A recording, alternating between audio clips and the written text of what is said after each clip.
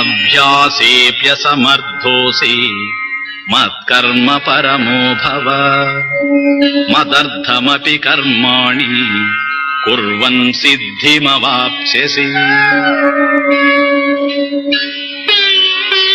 అభ్యాస యోగమును ఆచరించటకు కూడా నీవు అశక్తుడవైతే నా సంబంధమైన కర్మలను ఆచరించటలో ఆసక్తిని చూపు. నా కొరకు కర్మలు ఆచరించిన నీవు సిద్ధిని పొందగలవు. వ్యాఖ్య: మోక్షం జ్ఞానరూపంలో ఉన్నందున జ్ఞానం ద్వారానే మోక్షం ప్రాప్తిస్తుంది, మరో మార్గం లేదు. కాని చిత్తశుద్ధి లోపించిన వారికి జ్ఞానము అలవడే అవకాశము లేదు. కనుక జ్ఞాన ప్రాప్తి కొరకు ఉపకరించే చిత్తశుద్ధి కోసం ఉపాసనలు, కర్మలు చెప్పబడ్డాయి. ఇవే అంతరంగ బహిరంగ సాధనలు. ఒక ప్రదేశము నందు కూర్చొని అనుష్ఠించే సగుణ ధ్యానము అంతరంగ సాధన అవుతుంది. అది సాధ్యమైన వారికి సాధనాంతరంగ అభ్యాసయోగాన్ని సూచించాడు భగవంతుడు. ఒకవేళ అభ్యాస యోగాన్ని ఆచరించడానికి కూడా ఆసక్తులైన వారు అంతరంగ సాధన అయిన ధ్యానాన్ని ప్రక్కనబెట్టి బహిరంగ సాధన మైన కర్మయోగము వైపు దృష్టిని సారించమని ప్రస్తుత శ్లోకంలో చెబుతున్నాడు. అర్జున, అభ్యాసము నందు కూడా అసమర్థుడవు అయితే అభ్యాసే అపి అసమర్థః అసక్తః అసి తర్ని. నా కొరకు కర్మలు ఆచరించే వాడివికా మత్కర్మ పరమః భవ. నా కొరకే కర్మలను ఆచరించిన సిద్ధిని పొందుతావు అంటున్నాడు భగవంతుడు. ఇక్కడ సిద్ధి అంటే మోక్షము కాదు, చిత్తశుద్ధి అని అర్థము. ముందు చిత్తశుద్ధి కలిగితే ఆ తరువాత జ్ఞాన ప్రాప్తి ద్వారా మోక్షము సిద్ధిస్తుంది అని భావము. ఈశ్వర కార్యము. లోకంలో కర్మలున్నాయే గాని ఈశ్వర కర్మలు, జీవకర్మలు అని రెండు లేవు. కర్మలు ఈశ్వర భావనతో చేస్తే ఈశ్వర కర్మలవుతాయి, జీవభావనతో చేస్తే జీవకర్మలవుతాయి. ఏ కర్మ చేసినా నేను చేస్తున్నాను అనే భావన మనసులో ఉంటుంది. కర్మ ముగిసిన తరువాత ఈ కర్మ నా వల్లే జరిగింది అనే భావన దృఢంగా ఉంటుంది. ఇదే జీవభావన. అభిమానముతో కూడిన కర్తృత్వము, కర్తృత్వాభిమానము. ఈ విధమైన కర్తృత్వాభిమానంతో సాగిన కర్మ జీవకర్మ, కర్తృత్వాభిమానంతో సాగే జీవకర్మలు బంధహేతువులవుతాయి. అభిమానంతో కర్మాచరణం సాగించే జీవుడు బద్ధుడవుతాడు.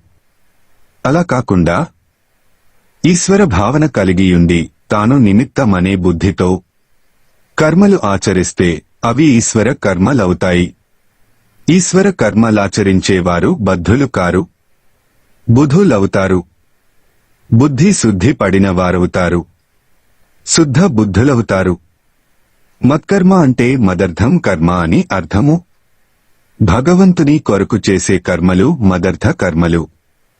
అంటే ఈశ్వర ప్రీత్యర్థం ఆచరించే కర్మలు, ఈశ్వరార్పణ బుద్ధితో అనుష్ఠించే కర్మలు.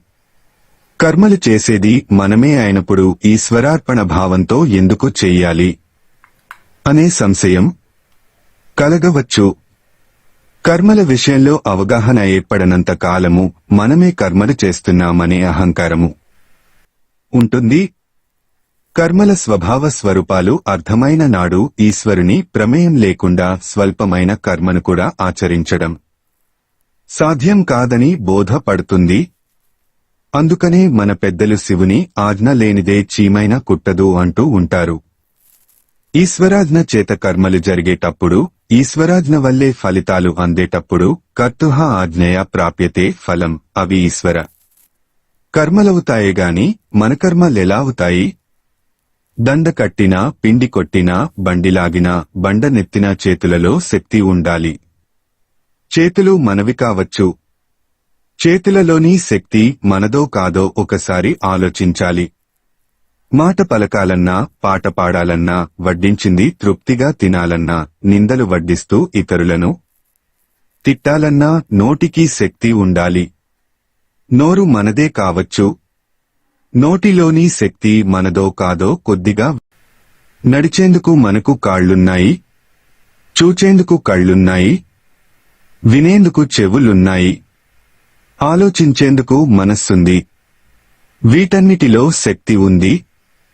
ఆ శక్తి ఏమిటో ఆలోచిస్తే అది ఈశ్వర శక్తి, పరమేశ్వర శక్తి అని అర్థమవుతుంది. పెట్రోలు లేని వాహనం ఎలా కదలలేదో, ఈశ్వర శక్తి లేకపోతే మనం ఏదీ చెయ్యలేము. అంతా ఈశ్వర శక్తే అయినప్పుడు, అన్నీ ఈశ్వర శక్తి చేత నడిచే కర్మలైనప్పుడు ఇక ప్రత్యేకంగా మన కర్మలెక్కడున్నాయి? ఉన్నాయి అనుకుంటే అక్కడే అహంకారము తలెత్తుతుంది. ఆ తరువాత అనర్థాలను మోయలేక తలదించుకోవలసి వస్తుంది. కర్మలు మన వల్లే జరిగేటట్లయితే అపజయాలు ఎందుకుంటాయి? కర్మలాచరించే శక్తి మనదే అయితే అసక్తతలెందుకుంటాయి? విద్యుత్ దీపాలు దివ్యంగా ప్రకాశించవచ్చు. ఆ ప్రకాశము ఎవరిది? ఎవరికి సంబంధించింది? దీపాలు ప్రకాశించినా అలా ప్రకాశించే శక్తి విద్యుత్తుదే కాని దీపానిది కాదు. అందుకే అది విద్యుత్ శక్తి. మన దేహేంద్రియ మనస్సుల ద్వారా సాగే కర్మలలోని శక్తి కూడా మనది కాదు. అది భగవంతుని శక్తి, భగవచ్చక్తి, ఈశ్వర శక్తి. ఈ సత్యాన్ని గ్రహించిన మరుక్షణం మన కర్మలన్నీ ఈశ్వర కర్మలవుతాయి. మనం నిమిత్తంగా మారిపోతాము. అహంకారం బుద్ధి నుండి పారిపోతుంది. ఈశ్వరార్పణం. కర్మలన్నీ ఈశ్వరానుగ్రహం చేత సాగుతున్నాయి కనుక ఈశ్వరునికి అర్పించకుండా వాటిని మనం అనుభవించలేము. అన్ని కర్మల వెనుక ఈశ్వర చైతన్యమే ఉంది కనుక అన్ని కర్మలకు ముందు వెనుక ఈశ్వర భావనే ఉంటుంది. దీపానికి నమస్కరించి దీపం వెలిగిస్తాము. వెలిగించిన తరువాత దీపదర్శనం చేస్తూ దీప జ్యోతి నమోస్తుతే అంటూ చేతులు జోడించి నమస్కరిస్తాము. దీపం వెలిగించాలని సంకల్పించినా వెలిగించేలోగా పక్షవాతం వచ్చి చేతులు పడిపోతే చేసేదేమీ ఉండదు. దురదృష్టాన్ని చూసి దుఃఖించడం తప్ప. ఇలా ఎన్ని సంఘటనలు లోకంలో మనం చూడటం లేదు. అలా జరగకుండా జ్యోతి ప్రజ్వలనం చేయాలంటే చేతులు పడిపోకుండా చేతులను శక్తివంతంగా నిలిపే ఈశ్వర శక్తి మనకు తోడుగా ఉండాలి. అందుకే దీప ప్రజ్వలనానికి ముందే నమస్కరించి భగవాన్ చేయించే వాడివి నీవే, నేను నిమిత్తమాత్రుణ్ణి అని దండం పెడుతున్నాం. అలాగే దీపాన్ని వెలిగించిన తరువాత కనులారా కాంతిని దర్శించి కరములు జోడించక ముందే కళ్ళు శాశ్వతంగా మూతపడితే ఏం చెయ్యగలం? భగవత్కృప వల్ల కళ్ళు ఎంతకాలమైనా చూడవచ్చు. కూపతప్పిన వేళ మూత పడటానికి రెప్పపాటు చాలు. అలా మూత పడకుండా దీప దర్శనం వందనం తో అర్పించడానికి మన కళ్లలోని వత్తులను వెలిగించే శక్తి వాసుదేవునిదేగాని మనదవుతుందా? భగవాన్, నీవల్లనే జ్యోతి ప్రజ్వలనం చేశాను. నీ కూపతో వెలిగించిన జ్యోతిని నీ కూపతో వెలిగే నా కన్నుల కాంతితో దర్శిస్తున్నాను. అంతా నీవే చేయించావు. అంతా నీ ప్రసాదమే. నేను నిమిత్త మాత్రుణ్ణి. ఇదే ఈశ్వరార్పణ. బుద్ధి మత్కర్మ భావన. ఈ భావన బుద్ధిని శుద్ధి చేస్తుంది, జ్ఞానానికి సిద్ధం చేస్తుంది. ఈశ్వరశక్తి వైభవము ఎలాంటిదో, అది తన జీవితాన్ని ఎలా ప్రభావితం చేస్తూ ఉందో అర్థమైతే ఆ తరువాత ఈశ్వరుని యందు ఆసక్తి పెరుగుతుంది, అనురక్తి వృద్ధి చెందుతుంది. పరానురక్తిలో బుద్ధి పరవశిస్తుంది. ఈశ్వర ప్రేమ హృదయంలో నిండి ఉంది కనుక కర్మలన్నీ ఈశ్వర కర్మలవుతాయి. దైవం ధర్మరూపంలో ఉన్నందున కర్మలలో ధర్మాచరణం ఉంటుందేగాని రాగద్వేషాలు తలెత్తవు. బ్రతుకు ధర్మసౌరభంతో పరిమళిస్తుంది. ధర్మజీవన ఫలంగా ప్రాప్తించే శాంతిలో హృదయం ప్రసన్నంగా ఉంటుంది. సంసారంలో కొనసాగుతున్న సారరూపుడైన పరమేశ్వరుడే హృదయంలో సంభావింపబడుతూ ఉంటాడు. లోకంలో ఉన్న భగవద్గుణ శ్రవణ కీర్తనాదుల ద్వారా మనస్సు లోకేశ్వరుని యందే ఓలలాడుతూ ఉంటుంది. లోకేపి భగవద్గుణ శ్రవణ కీర్తనాత్. ఈ విధంగా మత్కర్మ వల్ల లేదా మదర్థ కర్మ వల్ల బుద్ధి అనుక్షణము శుద్ధి పడుతూ జ్ఞానానికి సిద్ధపడుతూ ఉంటుంది. అలా శుద్ధపడిన బుద్ధి జ్ఞాన ప్రాప్తి ద్వారా మోక్షాన్ని పొందుతుంది. అభ్యాస యోగంలో అసక్తుడైనట్లే ఈ మత్కర్మ పరత్వంలో కూడా అసమర్థుడైతే ఆ తరువాత పరిస్థితి ఏమిటి చెబుతున్నాడు. అతైతదప్యశక్తోసి కర్తుం మజ్యోగమాశ్రితః సర్వకర్మ ఫలత్యాగం తతః కురు యతాత్మావాన్. నా సంబంధమైన కర్మలాచరించుటకు కూడా నీకు శక్తి లేకపోతే అర్జున, మనసును నిగ్రహించి నన్నే ఆశ్రయిస్తూ కర్మ ఫలాసక్తిని వదిలి కర్మలను ఆచరించు. అర్జున, అది కూడా చేయలేకపోతే నా యోగాన్ని ఆశ్రయించు, మనస్సును నియమించు, ఆ తరువాత కర్మఫలాలన్నిటినీ విడిచిపెట్టే. వ్యాఖ్యే మనోబుద్ధులను పరమేశ్వరుని యందు సమర్పించుట అనే ఉత్కృష్టమైన సాధనను ఆచరించే శక్తి లేని వారికి సాధనాంతరంగా అభ్యాస యోగాన్ని సూచించడం జరిగింది. అభ్యాస యోగంలో కూడా అశక్తులైన వారికి భగవత్ కర్మలను ఆచరించడము ఉపాయాంతరంగా చెప్పడం జరిగింది. అది కూడా చేయలేని వారికి చివరి సాధనోపాయాన్ని ప్రస్తుత శ్లోకంలో చెబుతున్నాడు. అర్జున, మత్కర్మ పరత్వం కూడా నీకు అసాధ్యమైతే నా యోగాన్ని ఆశ్రయించి మద్యోగం ఆశ్రితః సమస్తమైన కర్మఫలాలను త్యజించి నిగ్రహవంతుడవై కర్మలను ఆచరిస్తూ పో అంటున్నాడు. కర్మత్యాగము. కర్మ జరిగింది అంటే కర్త ఉంటాడు. కర్త లేకుండా కర్మ జరగడం సాధ్యపడదు. కర్మల విషయంలో ఈశ్వర వైభవాన్ని అర్థం చేసుకున్నవాడు నేను కర్తను కాను, ఆ భగవంతుడే కర్త, నాహం కర్త హరః కర్త. పరమేశ్వరుని అధ్యక్షతలోనే సమస్తము నడుస్తూ ఉంది. నేను నిమిత్తమాత్రుణ్ణి, పనిముట్టును మాత్రమే. పనితనమంతా పరమేశ్వరునిదే అనే భావన కలిగి ఉంటాడు.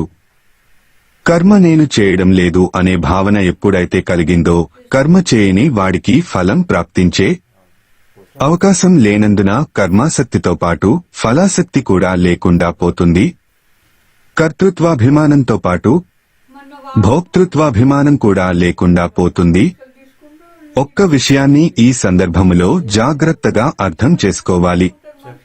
నేను కర్తను కాను అని ఈ అధ్యాయంలో భక్తుడు భావించే దానిని అకర్మగా అర్థం చేసుకోకూడదు. నేను కర్మ చేయడం లేదు అంటున్నాడే గాని 4వ అధ్యాయంలో మనం చూసిన అకర్త తానని భావించడం లేదు. అది ఆత్మవిదుని విషయం. ఇక్కడ విషయం కర్మయోగి ప్రస్తావన.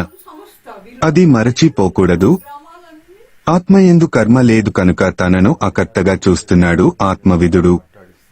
కాని కర్మయోగి స్థాయి అది కాదు. కర్మయోగి తాను చేయడం లేదు అంటున్నాడే గాని తన కర్మలలో కర్తను నిరాకరించడం లేదు. ఈశ్వరుని సర్వకర్తగా చూస్తున్నాడు కనుక తాను కర్తృత్వాభిమానం లేకుండా ఉన్నాడు. అంతే. 10వ శ్లోకంలో చెప్పిన ఈ విధమైన సాధన అంటే కర్తృత్వ భావనను త్యజించి మత్కర్మ పరత్వంగా జీవించడం అసాధ్యమైతే ఈశ్వర ప్రీత్యర్థం కర్మాచరణలో ఉంటూ మద్యోగం ఆశ్రితః ఫలాపక్తి లేకుండా జీవించమని ఈ శ్లోకంలో చెబుతున్నాడు. అంటే కర్తృత్వాభిమానాన్ని త్యజించలేకపోతే భోక్తృత్వాభిమానాన్నైనా త్యజించమని చివరి ఉపాయాంతరాన్ని బోధిస్తున్నాడు. కర్మత్యాగము సాధన అయితే అకర్త భావన సాధ్యం అవుతుంది. కర్మఫలత్యాగము సాధన అయితే కర్మత్యాగము సాధన అవుతుంది. ఈ సోపానక్రమాన్ని అవధానంతో అర్థం చేసుకోండి. ఉత్తమ కోవకు చెందిన ఆత్మవిదుడు అహం అకర్త అనే భావనలో పదా ఉంటాడు. 2వ కోవకు చెందిన మత్కర్మపరుడు నాహం కర్త హరేహ కర్త అనే భావనను కలిగి కర్మాచరణలో ఉంటాడు. ఇతడు కర్మత్యాగి. కాని 3వ కోవకు చెందిన ఫలత్యాగి అహం కర్త ఈశ్వర భృత్యవత్ అహం కరోమి అహం కర్త. ఈశ్వరః ఫలప్రదాత, నేను కర్తను. ఈశ్వరుని దాసుని వలె కర్మలను ఆచరిస్తాను. నేను కర్మ చేస్తాను, పరమేశ్వరుడు ఫలితాన్ని ప్రసాదిస్తాడు అనే భావనలో ఉంటాడు. ఈ ముగ్గురిలో తేడాను గమనిస్తే మొదటి కోవకు చెందిన అకర్త అయిన ఆత్మవిదుడు ప్రస్తుతం మన ప్రసంగ విషయం కాడు. కనుక అతనిని ప్రక్కన పెట్టవచ్చు. మిగిలిన ఇద్దరు భక్తులలో మొదటివాడు కర్మత్యాగి. పూర్వ శ్లోకంలో అతనిని గూర్చి తెలుసుకున్నాం. రెండవవాడు ఫలత్యాగి. ప్రస్తుతం అతడి విషయాన్నే మనం చర్చిస్తున్నాం. ఫలత్యాగము. కర్మ నా అధీనంలో ఉంది, ఫలం నా అధీనంలో లేదు. కర్మనైతే నేను ఆచరించగలను కాని కర్మను ఫలంగా మలచే శక్తి నాకు లేదు. కర్మఫలమనేది అనేక కారణాలపై ఆధారపడి ఉంటుంది. వాటిపై నాకు నియంత్రణ లేదు. ఫలం ఏదైనా దానిని అనుగ్రహించేవాడు సర్వజ్ఞుడైన పరమేశ్వరుడు. నా కర్మలకు రావలసిన ఫలితాలు వస్తాయే గాని నా ఆశలకు ఫలితాలు రావు. నేను భక్తుణ్ణి, కర్మయోగిని. నాకు మోక్షం కావాలి, అదే నా లక్ష్యం. కర్మలకు ఈశ్వరుడు ఫలితాలిస్తాడు. అవి కర్మఫలాలు. వాటి యందు నాకు ఆసక్తి లేదు. ఫలాసక్తి నాలో లేదు. కాని ఆ ఫలాలు ఈశ్వరుడు అనుగ్రహించేవి కనుక వాటిని ప్రసాదంగా స్వీకరిస్తాను. ప్రసన్నంగా ఉంటాను. ఏది వచ్చినా ప్రసాదమే. ఈశ్వర ప్రసాదము ఏదైనా నా మంచికే. ఇక్కడే ప్రసాదము వస్తువుగా కాకుండా భావనగా మారిపోతోంది. కర్మలయందు ఆసక్తి ఉండేటప్పుడు ఫలాసక్తి ఉంటుంది. కర్మత్యాగము జరిగితే ఫలత్యాగము సహజంగా జరిగిపోతుంది. ఈ విధంగా కర్మత్యాగము అసాధ్యమని భావించేవారు కర్మలను ఈశ్వర ప్రీత్యర్థం ఆచరిస్తూ ఫలాసక్తి లేకుండా జీవిస్తే సరిపోతుంది. కర్మత్యాగము కన్నా ఫలత్యాగము సులభతరం కదా. అందుకనే కర్తృత్వాన్ని వీడలేని వారు మధ్యోగులై ఫలాసక్తిని త్యజించి భోక్తృత్వము నుండి విడిపడవచ్చు. అందుకే ఫలత్యాగము చివరి ఉపాయాంతరంగా చెబుతున్నాడు భగవంతుడు. ఇక్కడ మరొక గమ్మత్తు ఉంది. ఫలాసక్తి లేని వానికి కర్మాసక్తి ఉండే అవకాశం ఉంటుందా? కాస్త ఆలోచించండి. ఫలమునందు ఆసక్తి ఎప్పుడైతే లేకుండా పోతుందో కర్మల యందు కూడా ఆసక్తి దానంతటదే క్షీణిస్తుంది. ఫలం యొక్క అవసరం నాకు లేనప్పుడు కర్మ యొక్క అవసరం ఎందుకుంటుంది? నేను కర్తను కాను అని భావించేవానికి ఫలాసక్తి ఉండదు. నేను కర్తను అని భావించినంత వరకు ఫలాసక్తి పోదు. కర్త అనే భావం ఉండినా ఫలాసక్తి లేనప్పుడు కర్మాసక్తి కూడా ఉండే అవకాశం లేనందున కర్మత్యాగము చేయుటకు అసక్తుడైనవాడు మత్కర్మపరత్వం కర్తుం అసక్తః అసి సర్వకర్మ ఫలత్యాగం చేయడం చేత సర్వేషాం కర్మణం ఫల సంన్యాసం క్రమేపి కర్మాచరణమునందు ఆసక్తిని త్యజించి కర్మత్యాగిగా మారుతాడు. కనుకనే కర్మత్యాగము అంటే కర్తృత్వాభిమానము త్యాగం చేయలేనివారు, ఫలత్యాగము అంటే భోక్తృత్వాభిమానమును ప్రసాద భావన చేత త్యజించగలరు. ఫలత్యాగము కర్మత్యాగానికి దారితీస్తుంది. ఫలత్యాగి రాగద్వేషాల నుండి విముక్తుడు. ఏది వచ్చినా అతనికి ప్రసాదమే. ప్రసాదము ఎవరిని కష్టపెడుతుంది? ప్రసాద భావన ప్రసన్నతనే కలిగిస్తుంది. ప్రసన్నచిత్తుడు ఏది జరిగినా అది తన మంచికే అనే భావనలోనే ఉంటాడు. ఆఖ్యాయిక. ఒక రాజుగారి ఆస్థానములో ఫలత్యాగి అయిన భక్తుడు మంత్రిగా ఉండేవాడు. అతడు అతని జీవితంలో గాని రాజ్యంలో గాని ఏది జరిగినా అంతా మన మంచికే అని అంటూ ఉండేవాడు. ఏదైనా మన మంచికే అనేది అతని ప్రగాఢ విశ్వాసము. రాజుగారికి మంత్రి మాట వేదం. అతని సలహా లేనిదే ఏ కార్యము ఆచరించేవాడు కాదు. వేటకు వెళ్లిన మంత్రిగారు ప్రక్కన ఉండవలసిందే. మంత్రిగారు లేకుండా రాజుగారి పర్యటన సాగదు. మంత్రిగారు దేశాంతరము వెళ్లిన సమయంలో రాజుగారు అరణ్యానికి వేటాడటానికి మంత్రిగారు లేకుండా వెళ్లవలసి వచ్చింది. అక్కడ వేటాడుతున్న సమయంలో వెనుకనే పొదలో ఉన్న క్రూర మృగం ఒకటి రాజుగారిపై విరుచుక పడింది. ఎలాగో పోరాడి రాజుగారు దానిని చంపేశారు.